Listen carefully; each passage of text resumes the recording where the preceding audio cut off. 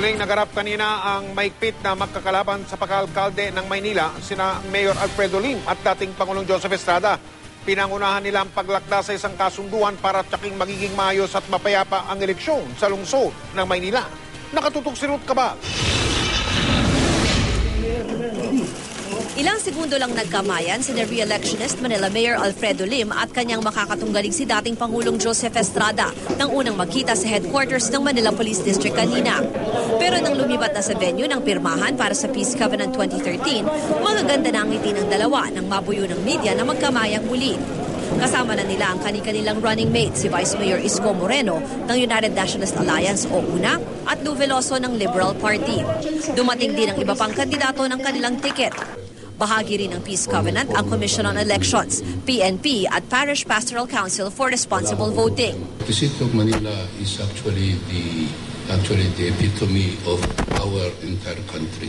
We will be actually the front runner in showing everybody that this will be a peaceful, orderly, and a credible, acceptable elections.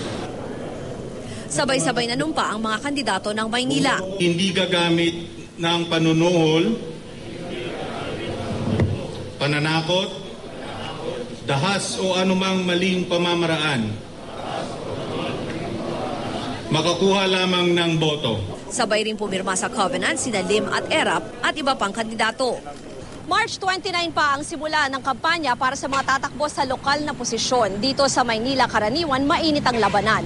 Pero ngayon pa lang ang ilang kandidato nangako ng titiyaking hindi lamang magiging mapayapa, kundi naaayon rin sa batas ang kanilang kampanya. Lahat tayo susunod sa batas at wala tayong paglalabag na gagawin. No. This will be a friendly fight as long as there are no dirty tricks. Si Comelec Chairman Brillantes ang mismong nagsabing dahil di pa naman simula ng kampanya sa mga tatakbo sa lokal na posisyon, wala pang mga pinagbabawal na gawain para sa mga prospective candidates.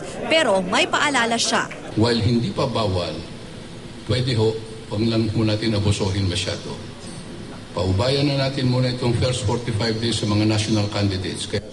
Ruth Cabal, Nakatutok, 24 Oras.